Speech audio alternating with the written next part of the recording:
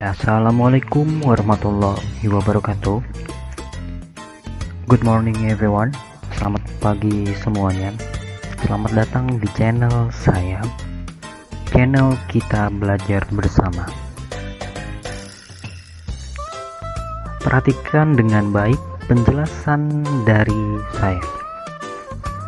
Nah, di kelas 9 ada beberapa teks yang akan kita pelajari, yaitu ada teks exemplum, tanggapan kritis, tantangan, dan rekaman percobaan. Nah, untuk yang pertama, kita akan mempelajari teks exemplum. Mungkin kalian sebelumnya sudah ada yang kenal dengan teks exemplum atau belum sama sekali. Mari kita bahas bersama.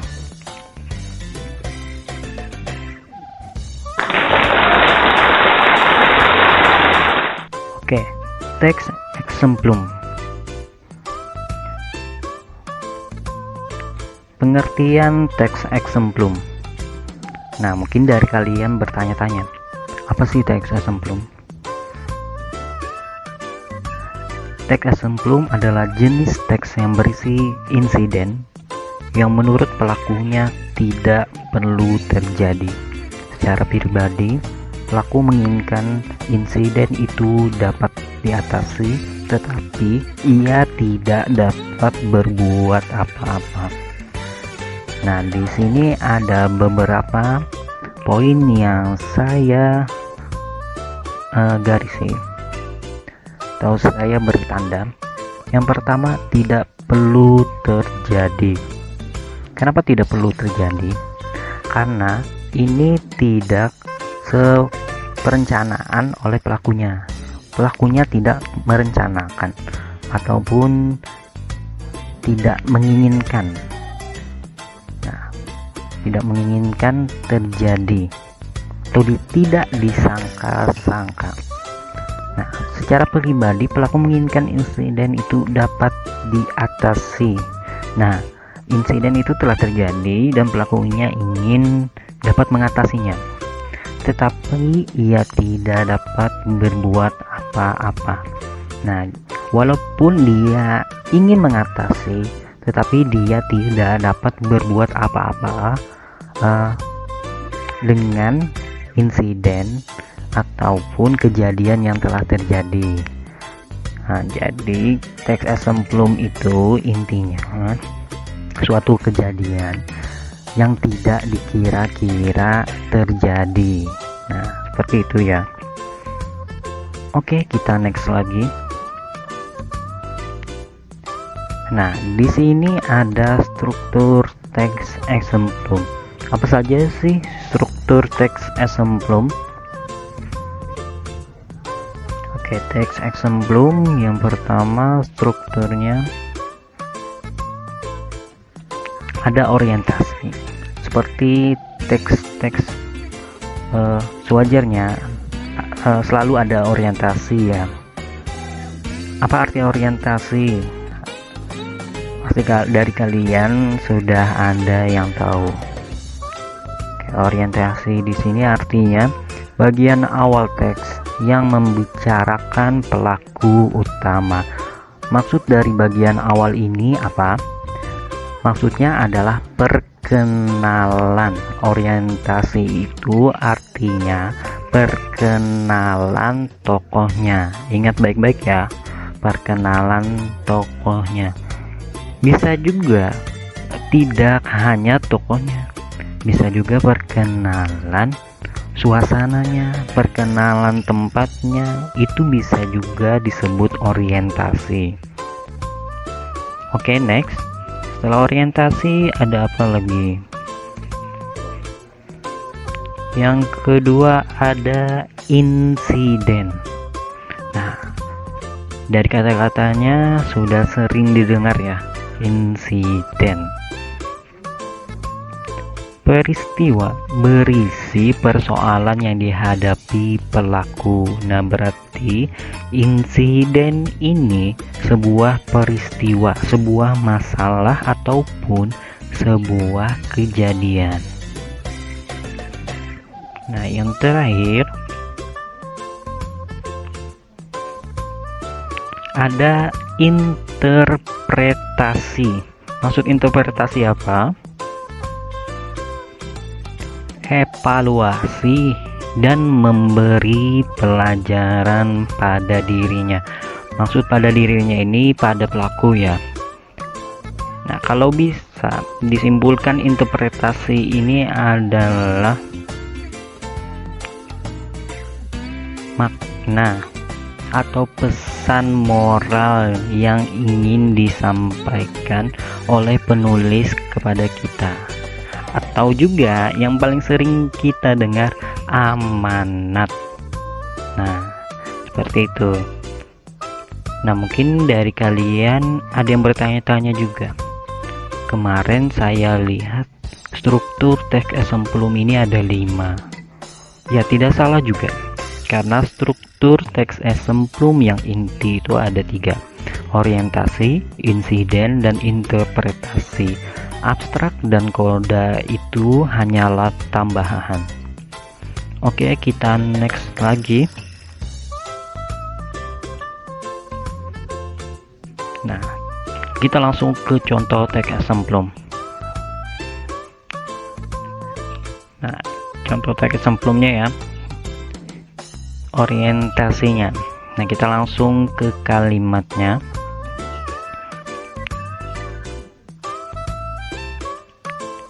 Di sini orientasinya ada kalimat Putri Tangguh, nama perempuan itu. Ia memiliki 7 orang anak. Nah, berarti di cerita ini dia memperkenalkan siapa? Ya, Putri Tangguh. Nah, jadi ingat betul-betul kalau dia memperkenalkan tokohnya, memperkenalkan suasananya, atau memperkenalkan tempatnya, itu disebut orientasi. Nah, kemudian kita langsung ke struktur yang kedua, insiden. Kita lihat kalimatnya. Pada suatu malam, Putri Tangguh dan suaminya sedang berbincang-bincang tentang masa depan keluarganya. Nah, kenapa ini disebut insiden? Padahal ini menurut kalian pasti bukan masalah, karena ini awal mula muncul masalahnya. Nah, ketika dia berbincang-bincang tentang masa depan keluarganya, kemudian muncul masalah selanjutnya. Nah, ini contoh kalimat insiden yang pertama. Nah, kita lihat lagi ada contoh kalimat insiden yang kedua. Keesokan harinya, pagi yang masih dingin tidak menghalangi niat Putri Tangguh dan suaminya pergi ke sawah untuk menuai padi. Nah, ini awal muncul masalah lagi. Jadi ingat baik-baik, masalah itu maksudnya tidak langsung puncaknya, bisa dulu dari awalnya, dari tengah, atau yang paling sering itu agar menarik minat baca orang, masalah itu langsung puncaknya. Oh, ini sangat menarik. Nah, itu biasanya yang ingin menarik minat pembaca sesuatu. Oke, kita next lagi. Setelah ini ada struktur apa? Ayo. Iya, betul. Interpretasi atau amanat. Nah, sebagai ciptaan Tuhan yang Maha Kuasa, manusia tidak boleh sombong dan angkuh. Nah, ini amanat atau pesan yang ingin disampaikan penulis kepada kita. Oke, bisa dipahami ya. Oke, kita next lagi. Mengidentifikasi teks Exemplum. Unsur kebahasaan teks Exemplum meliputi apa saja? Nah, jadi kita di sini membahas unsur kebahasaannya ya. Yang pertama ada kata keterangan. Ada tempat, waktu, tujuan, dan cara.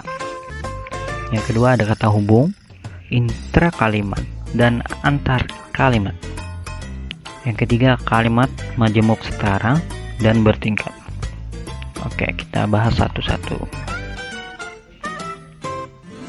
Nah, kata keterangan. Yang pertama ada keterangan tempat. Contohnya ke, sampai, dan dari. Bisa juga contoh yang lainnya ya. Di itu merupakan kata keterangan tempat juga. Contoh kalimatnya, Pira berlari ke taman. Nah, kata ke ini merupakan kata keterangan tempat.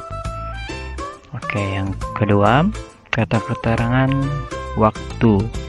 Sering, selalu, sebentar lagi. Nah, pagi, malam, siang itu juga merupakan kata keterangan waktu. Contoh kalimatnya, Resa selalu datang tepat waktu. Selalu. Nah, kata selalu ini merupakan kata keterangan waktu. Oke, kita next lagi. Kata keterangan tujuan. Bagi, guna, buat. Nah, itu contoh-contoh kata-katanya. Kalau kita langsung ke contoh kalimatnya, Majaya belajar buat ujian sekolah. Nah, kata buat di sini merupakan tujuan atau sesuatu yang ingin dicapai oleh si Majaya ini. Nah, oke, kita next lagi ya. Kata keterangan cara. Semaunya, secepatnya, seenaknya. Nah, itu cara. Contohnya, Ching Ho mengerjakan tugas dengan serius. Nah, dengan serius itu cara yang dikerjakan, cara yang dilakukan Ching Ho untuk mengerjakan tugasnya. Ataupun Ching Ho berlari dengan secepatnya. Nah, secepatnya itu cara Ching Ho berlari. Oke, semoga bisa dipahami. Kita next lagi. Kata hubung intra kalimat dan antar kalimat. Pertama, intra kalimat. Intra kalimat sebagai penghubung kata atau frasa dalam satu kalimat. Contoh katanya, padahal, lalu, kemudian, sedangkan. Contoh kalimatnya, kakak baru saja pulang dari sekolah, kemudian dia pergi lagi untuk bermain. Ini merupakan satu kesatuan kalimat yang dipisahkan dengan kata hubung kemudian. Jadi itu contoh kata hubung intra kalimat atau masih dalam satu kalimat tetapi masih ada kata hubungnya. Jadi intra ya, ingat intra kalimat dalam satu kalimat. Yang nomor 2, kata hubung antar kalimat. Penghubung antara satu kalimat dan kalimat lain. Contohnya, sebaliknya, lagi pula, tambahan pula, dan selain itu, dan dengan demikian. Contoh kalimatnya, Anda telah melanggar peraturan kerja yang ada di kantor ini. Dengan demikian, Anda harus membayar denda yang sudah disepakati. Dengan demikian di sini merupakan penghubung antara kalimat sebelumnya dengan kalimat selanjutnya. Nah, kalimat sebelumnya apa? Ya ini kalimat sebelumnya dan kalimat selanjutnya yang ini. Oke, kita next ya. Nah, yang terakhir ada kalimat majemuk setara dan bertingkat. Kalimat majemuk setara artinya penggabungan dua kalimat tunggal, dua klausa. Kedudukannya setara atau sama. Pasti kalian bertanya nih, majemuk apa, klausa apa? Maksud majemuk itu banyak ya. Jadi predikatnya atau orang yang mengerjakan sesuatu itu ada dua dalam satu kalimat. Klausa itu misalnya ibu masak, ayah bekerja. Itu klausa. Gabungan dua kata. Nah, Contoh kalimatnya, ayah pergi ke kantor, ibu pergi ke pasar. Nah, ini dipisahkan koma ya. Bisa juga dipisahkan dan. Ayah pergi ke kantor dan ibu pergi ke pasar. Nah, ini masih dalam satu kalimat. Walaupun kalimat yang satu dihilangkan, masih dapat berdiri sendiri. Misalnya ayah pergi ke kantor. Nah, itu masih bisa berdiri sendiri. Oke, yang kedua, kalimat majemuk bertingkat. Kalimat yang minimal terdiri dua klausa yang kedudukannya tidak sejajar atau tidak setara. Nah, contohnya, kamu pasti bisa menjadi juara kelas asalkan kamu rajin belajar setiap hari. Nah, ingat poinnya di sini tidak dapat berdiri sendiri. Nah, jadi kalau antara dua kalimat ini hilang satu, maka dia tidak dapat berdiri sendiri atau tidak ada kejelasan di kalimatnya. Nah, kamu pasti bisa menjadi juara kelas. Nah, maksudnya apa? Bisa menjadi juara kelas dengan apa? Atau asalkan kamu rajin belajar setiap hari.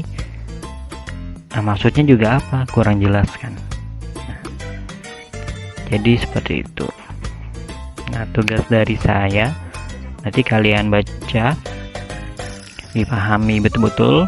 Nanti kalau ada yang kurang jelas, silakan berikan komentar di bawah sini, atau kalian bisa chat saya di WA. Sampai di sini dulu penjelasan dari saya. Salah hilap mohon maaf. Jika berkenan, silakan subscribe, like, dan komen channel ini. Saya akhiri, wassalamualaikum warahmatullahi wabarakatuh.